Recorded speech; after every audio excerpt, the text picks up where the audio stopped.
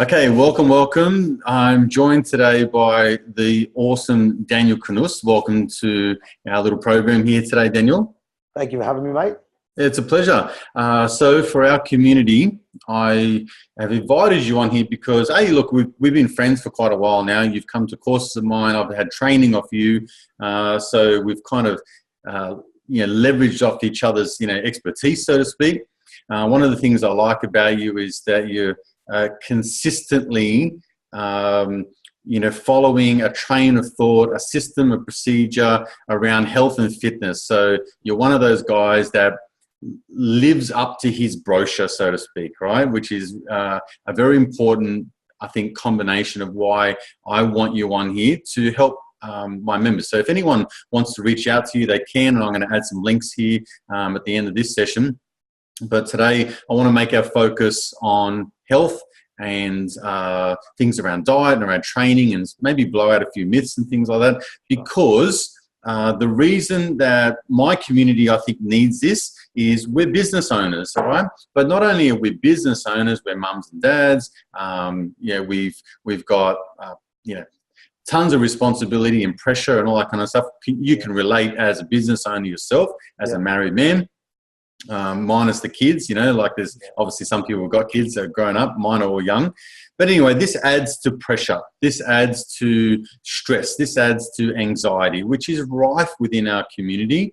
And I really think that when you have a healthy body, it almost inadvertently develops almost like a healthy mind or a healthier mind. When you've got that going for you, your resilience to stress and pressure goes up, your threshold to stress and pressure goes up, as in you can handle more stress. And if I can coach my guys and girls to be more health conscious, I feel like they'd be better performers and better business people. Okay, so that's my long-winded, I never do anything shorthand here. So that's my long-winded introduction. So before we get started, can you just tell us, obviously I've mentioned your name, but tell me the genesis of like where you're from, your business and all that kind of stuff as well, so we can get a picture of who you are and what you do. Yeah, sure, mate. So Daniel Knus, I'm the owner here at Definition Fitness, local gym and outdoor group fitness community that we've got. We've been in business for about 8 years now. I started back at Fitness First and spent a few years there as a PT, and then started doing outdoors. Opened a gym about 5 years ago now, and then we moved to a bigger space, and we've been able to grow a good community of people that train to look after themselves. And I couldn't agree more with your statement on the whole mindset, how that interacts with the health of your body and ability to handle stress and that sort of thing. So definitely happy to delve into that and try and help some people if we can. Yeah, beautiful. For sure. Okay, so let's get stuck into it then. For the guys in the group, they'll know that there's some additional training and videos, tutorials that we put together to help them do workouts at home and workouts obviously in the gym as well. I think the thing that I'd like to really extract from you is nutrition and how important that is. So I feel like there's a focus heavily on the gym and on the training and on all the different techniques. Is it TRX? Is it high intensity? Is it low intensity? Is it short bursts? Is it caveman style? Like, is it, there's all this kind of new stuff that's coming out. To me, it's training in the gym. But my own life experience is that unless your diet is pretty consistent and pretty well fine-tuned most of the time, like if you're allowed to be human and have a little bit of a spurge, we kind of come undone with our efforts in the gym. We feel like we're training but just not really getting anywhere. So can you just tell me, like, what's the in thing? Is there such a thing as the in thing? Like, what do you do with your clients when it comes to diet? Okay, so I think from experience, I find that some people tend to make the mistake of overthinking and overanalyzing this. And like we touched on before, there's so much different information coming from all these different sources. It can be more confusing than helpful sometimes in terms of the latest fad diets, whether it be intermittent fasting or keto diets, or like I said, the 5-2 diet, all these different, detox things and whatnot. Totally. So I always like to try and start and help my clients understand, help people understand, to find out what are the most important fundamentals that influence fat loss and fat gain because at the end of the day, I find that's what most people are mainly interested in. Yep. And to get straight to the point, the number one thing that influences fat loss and fat gain in the human body is energy balance. So energy balance is purely calories that come in through food and drinks, and then calories that are burned and expended through everyday activity, through training, through general movement, exercise, cardio, all that sort of thing. So it's all about where does that scale tip between maybe having too much energy coming into the body through food and not enough expended, and that when that's tipped that way, you end up with body fat gain, because basically it might be a sedentary person, they're not moving very much or exercising or whatnot and eating too much, and they end up gaining body fat over time or gaining weight over time. Gotcha. So starting with that, energy balance being the most important thing is a really important one to understand, because then we realize that all these different diets, they work. Like keto diets work, intermittent fasting diets can work, all these different things can work, but a lot of them work, or if not all of them work, for the same reason. When people start fasting, they normally reduce their energy intake. When they go on keto, they cut out carbs, so they reduce their energy intake. When they start exercising, they increase their energy output. So it tips that scale the opposite way and can cause either maintenance or fat loss when we tip it the opposite way. So that fundamental is scientifically proven. And it's super important for people to understand that, there's no one particular fad diet that works better than others. It's more so what you enjoy, what you can stick to, and what sticks to those principles of getting a good energy balance in the body that isn't too much in and not enough out, basically. Gotcha. All right. So how do you know what's enough in and what's enough out? Well, a really simple way to know is to track your body weight. So without even getting into actually tracking your food intake very specifically, if you track your body weight and over time your weight is going up and you don't really want it to, then generally speaking, that there's too much coming in or not enough being expended. Okay. So just keep monitoring. That is a real simple way where people can do it. And if, let's say, for example, if over time it's creeping up and you don't want it to, you can try and just maybe reduce your food intake a tiny bit, or burn a bit more energy by moving a bit more, walking a bit more, doing some cardio, training an extra day or whatever. And if you can then balance that a bit better and your scale weight over time starts to level out, then you've done a pretty good job. Okay, so I mean that sure beats the hell out of weighing food and trying to count calories and shit like that, which I think would pretty much bury most people in terms of like their days are busy enough already, especially bums, right? They're like, man, I can't be looking at calories all day and then trying to function better, right? So that totally makes sense. I think my mind's leading to is, all right, so if I start to monitor whether I'm gaining weight or losing weight based on the energy or food that I'm eating, I can kind of manipulate the amounts. Yeah. Okay. So that being said, because I come from a bodybuilding background, so when I got into the gym, I quickly got introduced to a guy who became one of my best mates, and he's like, mate, you got to eat tons of protein. This is where you got to go. Okay, so we all hear about low carb, high protein. Where do you find most people go wrong when it comes to food choices? And is there a limiting factor between certain things that people eat that might seem popular versus just, I don't know, real food versus supplements? Can you maybe touch on those things? Sure. So I think a couple of, I might even go into like some good guidelines, but one of the common ones we see is that most people don't get enough protein into the body. So we want to make sure a good way to go is that every meal that you eat across the day, if you have some source of protein in that, and it's say 3 or 4 times a day, you're generally going to do a pretty good job of providing your body with enough protein accumulated across the day. So protein, think like, whether it be different types of meats, chicken, fish, lamb, beef, whatever it is, eggs, things like that. Then you've got like high protein foods, beans and lentils and things, and maybe a protein shake, something along those lines.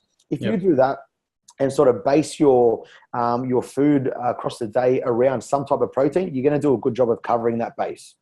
Then if you throw in some highly nutritious foods, so think like vegetables, salads, berries, fruit, things that have got a lot of nutrients in them, that should definitely be a priority as well. So you want to get a lot of different colored, good quality and natural unprocessed foods in your diet.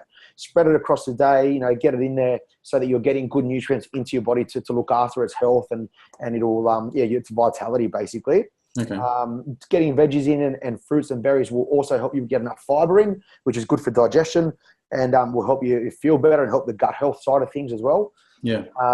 So definitely, like you'll notice, talking a lot more natural, unprocessed foods. Not as much packaged stuff. Trying to move away from so much stuff that's so processed or we've got so much stuff added to it. Not to say that there can't be some of that in the diet, but it should be just that. It should be only some. So normally people will give them guidelines like if you get maybe 20% of what you eat comes from like processed packaged stuff. And then the large majority, 70-80%, is just like natural, good quality, unprocessed stuff. And you'll be doing some, again, like covering some good bases in terms of your health and nutrition side of things. Okay. So what about supplements? Like, do you think people get too caught up in protein powders and creatine and, fat burners and all that kind of stuff? There's definitely a lot of misleading information out there, especially pushed by supplement companies where it's like, you need a fat burner or you need this and that to get yourself in shape. And like I said at the start, that number one priority of energy balance doesn't get changed by a fat burner. So you can go and waste $60 or $80 on a little tub of fat burner, but if you're still eating too much or not moving enough or exercising enough, you're not going to lose fat. It's just as simple as that. It's scientifically proven. Right. So, sometimes it can be misleading where like people will feel like, there's certain magic supplements you can take that change the laws of thermodynamics in the body or change physiology, but they don't. Yeah. So understanding that's pretty important, and just being able to call bullshit on some of the stuff that we see is something we try and educate people on as well, because you see it all the time. There's definitely a place to have supplements in your nutrition plan or your daily lifestyle. I find little things like maybe a protein shake or bar that helps people boost their protein levels. Yep. Can be super beneficial, especially like you touched on before, for people being busy and stuff. We haven't got time to cook every meal of the day. You might be driving and have a shake, or at your desk or whatever, and you can have a shake and carry on with your day and still be productive and whatnot, and have to go and cook a steak to get some protein. So there's definitely some value there. Okay. All right, so let's go a bit further into nutrition then, because let's maybe give for people who might say, like, I'm just going to go with the fact that we're most business owners, and you would, I would know that you would agree with this because I see what you do in the gym. Like, we all work long hours. Yep. We get into business for freedom, for time freedom, and all that kind of stuff. And then we end up working as hard as we've ever fucking worked in our lives, and then we're like, I can't believe I signed up for this, right? Yeah, so, but we work long hours. We've got busy lives. And then when you add relationship, you add kids, you add just stuff outside of life into that, it just starts to put so much time constraints. So it's very easy to go for somewhat healthy stuff, but it's still, like you said, that packaged stuff. It's still processed foods. It's still on the lower end of the healthy range, so to speak, right? Yeah. Or we just skip meals altogether. So I relate this to women especially. Mm-hmm. They have a flat stick day, getting kids ready for school in the morning. They start work. They do a good day's work. They come home. They make dinner. They're the last person to eat. Everyone just, savages all over their meals. They finish it in 5 seconds flat. There's nothing but empty dishes to wash, but they themselves don't sit down to eat or have the last meal. So they basically starve all day, right? Yeah. So what are your tips on, let's start with ideal foods to consume. Mm-hmm. And maybe after that we can touch into, I don't know, maybe habits or little tricks and tips that they can get into to make life a lot more convenient for them, and and make things a little bit easier to get their head around this whole nutrition thing. Yeah. All right. So let's start with foods. Yeah. So foods wise, I think, going like the more unprocessed and natural foods that are consumed, the better. But in saying that, it doesn't mean that a few little snacks of like a little bit of chocolate or different things like that can't still be included and still have someone be perfectly healthy. So a big thing we work to educate people on is like not stressing out about the process either, because a lot of people will sort of overanalyze a little bit and end up adding stress to their life, rather than, like, the health side of things should add positive stuff to your life rather than add negative stress to what you're doing already. Mm-hmm. So trying to get majority of good quality foods in there, but still letting yourself have a couple of treats here and there is completely fine. So Okay. I said before, like, yeah, plenty of protein. So like good quality fish, chicken, meats, lean meats, that sort of stuff, eggs, plenty of vegetables, fruits, berries, all that sort of stuff. Plenty of carbohydrates are definitely not the devil. So it's okay to have some carbs in your diet for sure. Rice, sweet potato. If you're a vegetarian, what would you recommend? I think things like high protein, looking into what high protein things you can get, maybe some more supplements, plant-based protein powders and stuff, but definitely plenty of beans and legumes and some soy proteins and stuff like that to help people bump up their protein intake. Yep. It definitely needs to play a part in there, because that's a really important one. Like, you'll notice we're talking about protein a bit because it is quite important to like crank up metabolism, provide people with more energy and recovery and that sort of thing. Okay. Healthy fats should always be somewhere in the diet. Avocado, nuts, some seeds, healthy oils like flaxseed oil, olive oil is fine in there as well. Yeah. But can you go too nuts on nuts? Yeah, definitely. Can you go overboard? Yeah, so they're very calorie dense, and all your fat sources are very calorie dense. So you need to be careful that you don't overindulge in those things, because it can very quickly, boost your calorie intake way over where you need it to be, and go a bit too crazy and cause fat gain basically. So some in there is good, but not going too crazy is important. All right. So how about we go into some easy ways to prepare healthy, quick meals? So maybe something for adults and something for kids. Yeah. Well, I think the biggest thing, like you touched on there, is worth talking about is the preparation side of things. So creating, a habit, whether it's a couple of times a week of maybe doing some sort of prep if possible, or using a prep company. People are super busy, just trying to find things that you can do to help you stay on track when you're sort of super busy working or running a business, looking after family, all that sort of stuff, and not putting your own health on the back burner. Because like I said, it's so important to, optimal, function and stuff like that, enjoying life, having longevity, all that sort of stuff. Absolutely. But it's the first to go out the window when you're busy, right? That's right. Exactly. With those meal prep, are you talking about like a meal prep company, someone who actually delivers your meals? Yeah, there's a lot of different ones out there on the market at the moment. They're all like, a lot of them are really, really good, and the convenience factor can. Are they cost effective? Well. Some of them, when you break it down, you can get meals for maybe $7, $8 per meal. Yeah. And it depends on the person. Like, it might be fairly cost effective to go that way. Right. But if people have the time to cook themselves, you probably get away with a little bit cheaper cooking yourself. But again, that time, factor can be a big one for people sometimes. Yeah, it'd be interesting to do the comparison between what you spend on a weekly basis eating out anyway, and what you spend on your grocery bill. So maybe if you said, I already spend, I don't know, $80 a week, for example, on coffee and lunches. Yeah. So I might as well put that $80 towards pre-prepared meals, which I know that are going to be highly nutritious, and chuck them in the microwave when they're done, that sort of thing. Yeah, and the convenience that comes with that as well. Yeah, absolutely. Yeah.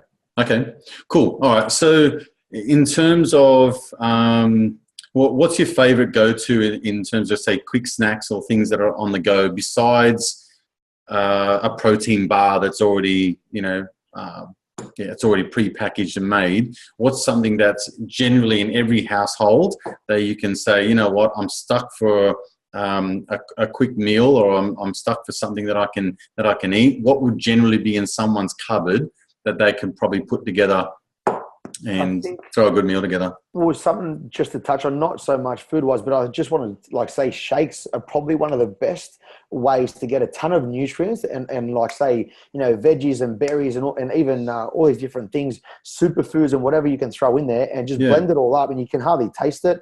Throw a little bit of protein powder in one of those, and you can get a really big hit of nutrients. I've seen you on Instagram or whatever chuck one of these things together. So give me what do you put together? Normally it'll be something along the lines of like some ice and water, then maybe some protein powder. I like to throw spinach or kale or something in there, maybe some blueberries. Yeah. And then maybe even, a little bit of peanut butter for a bit of extra flavor. But I just always like to think, you might open the fridge, see what's in there, but you can start throwing different vegetables in there as well. Right. Blend it all up. A lot of people don't tend to sit there and eat a ton of vegetables or won't eat enough veggies. Yeah. So that's a nice way you can sneak some more into your diet and look after your health a bit better. Yeah, I guess, look, I have been getting on the green juice trend, I guess, I come in and out of it, but lately I've been pretty solid with it. But when I think about it, I can have a handful of spinach, some kale, I can have a little bit of ginger, I can have one carrot, one beetroot, one celery. Like, that's a lot of vegetables, chuck in the NutriBullet and sink it down. It's not as bad as what it sounds when you blend it all together. It actually is quite palatable. Yeah. And like you said, a bit of iced water and stuff like that, and it goes down fine. But when you think about it, if I was to sit down to that amount of vegetables, it'd be a full plate. Yeah, and very few people would do that. So it's a really, really good way to increase that veggie intake. Gotcha. Like I said, it gets fiber, lots of micronutrients. So that's a really big one. I think people can. So you chuck protein into that as well? Yeah, you get a different, maybe, get different flavored protein powders, whether it be chocolate or vanilla, whatever you like. Add that in there, and you end up with like a chocolate milkshake that's super nutritious at the same time. Yeah, right. Okay. So it's perfect. Yeah. All right. So, I mean, I guess if you've got a blender or if you've got a NutriBullet or something like that, you can chuck that together pretty conveniently. I mean, that's all you really need to do is go, well, I need a good quality protein powder for starters. Yeah. And then, like surely someone's got some celery or some spinach or, a carrot or something lying around that you can kind of chuck in there to add a little bit of vegetables. I mean, you whack that down and, it's not the prettiest or most sexiest way to get nutrients in your system, and it's not the most Instagram worthy meal, let's put it that way, right? But it certainly beats a packet of chips or some biscuits or stuff like that. Yeah, true? Definitely, absolutely, mate. Yeah, it's and I think, like I said, bang for your buck in terms of what you can get into the body. It's definitely beneficial. Okay. Yeah. All right. So how about we move on to some training? I know I mentioned at the outset that I think people tend to get the training part mostly right, or at least half right. I see most people very consistent in the gym, as in even if it's once or twice a week, it's still consistently once or twice a week. If it's 3 times a week, they tend to get in there. But what I see is a very common thing. I have fallen into this category, is that they go to the gym and year on year out, nothing changes, right? So that's why I wanted to really focus on the diet so much, because I feel like, again, you can train as hard as you want, eat like shit, and that's just how you're going to look. But let's say someone's taking your advice and they're getting their nutrients together, they're getting the nutrition sorted. What are some of the things, like, where do people go wrong in the gym, and what are some of the things they can do to create a shift in body weight, energy, all that kind of stuff? All right, I'll probably try and touch on a couple of, common mistakes we might see. I think some of them maybe not enough resistance training, more common in females that are a little bit scared to do any weight training. Yeah. Because they're afraid of getting huge. Yeah, exactly. A lot of people think as soon as they touch weights, they're going to grow a huge amount of muscle straight away, which is just definitely not the case. Right. So I would definitely encourage some sort of resistance training. So whether it be with weights, whether it be just doing body weight stuff, you touched on like TRX stuff before, push-ups, crunches, lunges, squats, that sort of stuff you can do at home. That sort of stuff is brilliant it does burn energy, but secondly, it helps to build or retain some muscle mass. And over time, as we get older, we lose muscle mass. You don't use it, you lose it. And with loss in muscle mass, your metabolism actually downregulates. So you burn less energy at rest, which is something you don't want. You lose strength, you lose posture. It can affect joint health, all these different negatives. Sure. Bone density and all that kind of stuff. Yeah, absolutely. Sure. Yep. So resistance training should make up a large majority of most people's training weeks or their routines or whatnot. So I find sometimes too much cardio, not enough resistance training can be number one. Yep. Another thing we see is that some people will just do the same thing over and over for a really long period of time. And that's where the body just gets used to it. So whether it's one workout a week or whatever it is, if you're doing the same thing with the same weights and the same exercise or whatever, the body builds up this adaptation. And it basically says, we're used to this now. It's not enough to force a response or a change of better body shape or whatever you're going for. Okay. So make sure that over time, you are changing up your routine a little bit and you're trying to progress in some way, whether it be changing up the exercises, whether it be getting a bit stronger and adding weight. That's a big one that you want to try and do over time. If you can, mixing up that routine over time is important. They're probably a couple of the main ones. Okay. What do you think people train hard enough? I think it depends on like the person, depends on the individual goal and things like that. Yeah. I think majority of people, like a lot of people will train quite hard and stuff, but some people just lack a bit of the education in terms of where to direct the energy. Gotcha. You can see mistakes being made. Like something that's stuck with me for a long time is seeing people maybe wanting to get in better shape, walk into a gym, and the first thing they would do would be like, say, arms. So they'll start doing bicep curls, sitting down and train like one sort of really, really small muscle in the body.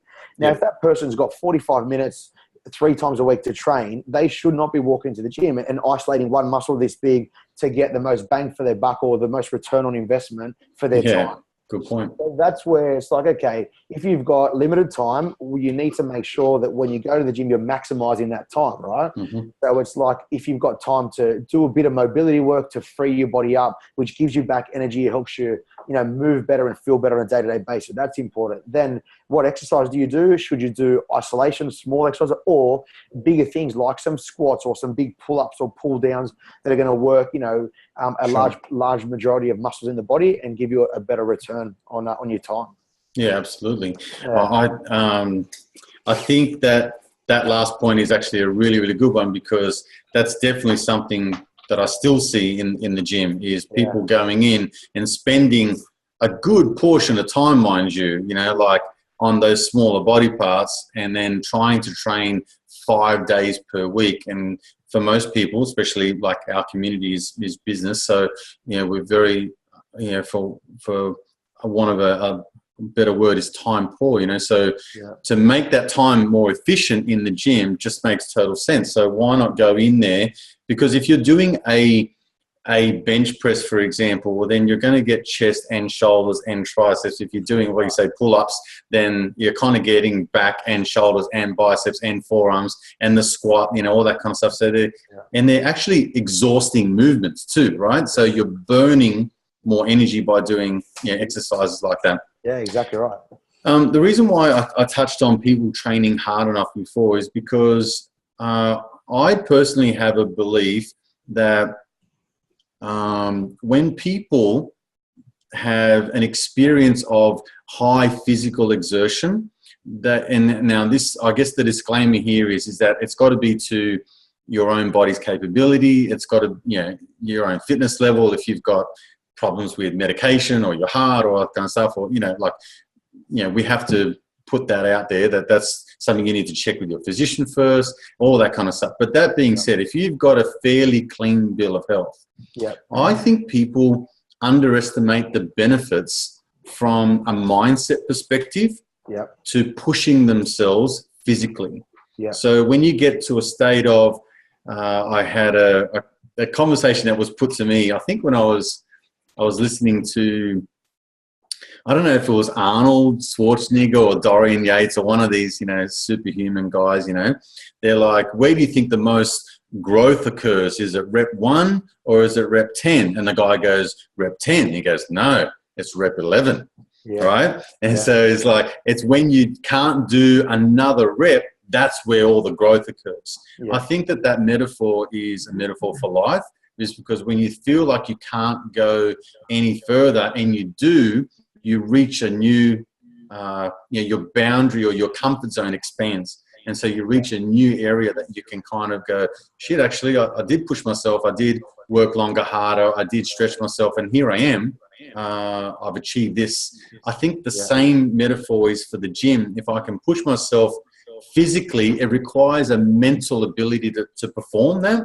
So because your body's saying, you idiot, stop doing this to me. Exactly. This is torture, and you've got to override that to say, I'm going to push actually one more time. So again, with the disclaimer that I don't want anyone to go and hurt themselves, and I don't want anyone to go out tomorrow and go, that's it, I'm climbing the biggest mountain or I'm lifting the heaviest weight. You've obviously got to progress to that level. What are your thoughts on that? And do you think in your own personal life that has certainly helped you from a resilience point of view, from a stress point of view? Is that something that you find has been a benefit? I think, mate, I couldn't agree more on that point. I think that a lot of people underestimate the link between mindset and like I say, stress and whatnot, things outside of the gym and then also in the gym. I think they're very, very closely related. And what we do in terms of working with people and trying to help them, achieve the best results they ever have and push their limits and stuff, they then take and they learn more about themselves and their capabilities, and they can then apply that to relationships, to work, to stressful situations, to whatever else comes their way. They, can build up a confidence and a belief that, hang on, I was capable of doing something I never thought I could do in the gym, and they can, use that and have that in their back pocket when life hits them with a curveball outside of the gym. So. Yeah, that's something I love about, the health and fitness industry is that, what you do in here can, have so much positive carryover to outside of the gym as well, definitely. Mate, for me personally, again, coming from that bodybuilding background, I mean, some of the workouts that I can remember from, I call them the good old days now. In my mind, I don't feel like, I'm 40 years old, but now that I am, I'm kind of have to say the good old days or back when we used to train really hard. I mean, they were just grueling workouts, particularly on leg days, the larger muscle groups and stuff like that, where, I can remember, I mean, this sounds terrible, but I can remember the first 6 weeks of trying to adapt this real high-intensity training that my mate Mark was teaching me. I used to dread legs when we used to do legs on Wednesday, on Monday, because I knew the first 6 weeks, I basically spewed every workout. Right. And I just knew what was coming. I sometimes would skip, my afternoon meal just because I thought this is a waste of protein. It's going to come up anyway. I might as well just wait an hour after I finish my training once I recuperate, and then I can have a decent meal and keep it down. So I definitely attest to like physical exertion to mental strength. Again, because you have to really push yourself to do something that your body's otherwise saying, please stop this. This pain is too much, and your body's natural tendency is to go, it hurts, quit. And I think in life, too many people quit when it hurts, when they can probably just go a little bit more. And it's kind of that acres of diamonds theory. If they only just went 3 extra feet, they would have had, the diamonds, they would have had the Holy Grail, but they didn't. They gave up. Exactly right. Being able to dig that little bit deeper and whatnot, definitely teaches you some good analogies for life. That's for sure. All right, so let's recap. Give me the top tips for. I think we touched on diet to begin with. So the top 3 tips to improve, like what can people take away right now and say, right, nutrition-wise, what can I do? The top 3 things. Okay, number 1 for sure is to get more protein into your diet. So like I said, a few different things there, but different types of meats, lean meats and stuff like that. Some eggs, high protein vegetables, legumes, beans, all that sort of thing. Some protein supplements, powders and things like that are great as well. So overall, get more protein across the day and be consistent with that if you can across your week. Would be number 1. Number 2, I would say, is to add more or try to get the majority of your diet from unprocessed, natural, whole foods that are going to provide you with more micronutrients or more nutrition, basically. So vitamins and minerals, all that sort of stuff, plus fiber. So veggies, fruit, berries, all those sorts of things should definitely play a big role in your daily food intake. Would be number 2. And then number 3, add some, don't be scared of having some carbs as well for energy. You can definitely have some carbs in there. They're all fine as well, just in moderation, I guess, unless you're training at a really high amount, you need extra fuel. But a few carbs in your day and things like that are fine. And if you follow those things and keep your food good quality, you'll be able to improve your health at the same time, feel better, absolutely. More energy, and hopefully if you can get into some training, recover better, have more energy to want to train as well. So it helps you make you want to train. All right, top 3 tips for getting in the gym, or if you can't get in the gym, I mean, like I said, these guys can go into the membership and see your home workout video and your in the gym video. So that's going to be awesome for these guys as well. But top 3 tips for working out. Yeah, working out would be like one that I touched on was, look at the movements that you're doing as well and try and do bang for your buck type training. So, bigger exercises, squats, deadlifts, lunges, pull downs, rows, push-ups, chest presses, overhead presses should be the large majority of somebody's workout routine, unless you're a full-fledged bodybuilder and you've got, 6 days, 2 hours a day to train, which, not many people have got that luxury. So that would be number two. I think the second one would be general movement is a huge one. For the general population, we tend to just not move enough. So what we do with a lot of our clients, we get them to track their daily steps. So that's a good indication of how active somebody is, which tells us how much they burn during the day. So if you could just try tracking your steps, see where you're at. We get people that come in, they're doing 3,000 or 4,000 steps a day, which is very, very low. So they're not burning much, and then they wonder why they put weight on quite easily. Right. And it's not so much you've got a slow metabolism or anything like that. It's just you're just not moving enough. So then you can make a conscious effort to try and hit maybe 8,000 or 10,000 steps a day. And when we work with clients, we give them a target. We might say in the first phase, a couple of weeks, do 8,000 steps. Then we up it to 10,000. Then we up it to 12,000. And that often pushes fat loss along really, really nicely. How do you monitor your steps? You can either use like a Fitbit or something like that, or just have your phone on you. Or you can even just get like a little step tracker for a couple of dollars off eBay or something and clip it onto your jeans. What do you mean by having your phone on you? Is that an app or something like that? I think an iPhone comes stock with it, but I'm pretty sure most phones will have a step tracker built in. And if you've got it on you, I had no idea. Yeah, the movement feature in there will tell you. Obviously, you don't have your phone on you for that to work. Yeah, of course. But it's a really cool way. And the difference in terms of what people burn from being very, very underactive, and it just gives you that accountability, So the good thing about steps is it's very low stress. It can be done anytime. You can do it with family. You can accumulate it across the day. So it doesn't have to be structured exercise. Park the car further away, take the stairs, all these little things, they add up. And over the course of a day, week, month, and whatever, they can do a big thing for helping you keep fat loss in check. Awesome. Was that number 2 or number 3? That's number 2. And I think, number 3, training-wise, would be consistency, man. Finding what you enjoy, that's super important. Enjoy your time, whether it be in the gym or whatever you're doing, so that you can stick to it long term. And you don't want to hate it, but think about not what can you do for a week or 2 weeks or a month, like really hard. If you pull it back a little bit, can you do it for months and months, if not years? And that's where the real lasting results lie, in that consistency over time. Yeah, I mean, that would be true for diet as well, because, I mean, if you're going to go for a keto diet, you have to be able to either sustain that for a period of time or a fasting diet.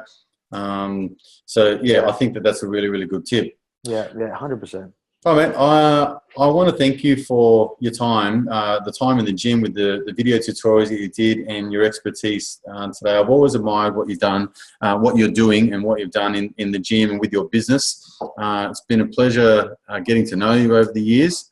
I'm going to grab some links off you if anyone wants to get a nutrition program, or anyone who wants to come and see you, for one-on-one training or something like that, or do one of your challenges. I'll pop some links in here. Other than that, I'll obviously see you around, and thank you once again. It's been a pleasure chatting to you. Appreciate it very much. Thanks for having me, and wish everyone all the best with your health and fitness journey. I hope it's helped a little bit. Thank you so much. See you, mate. Legend.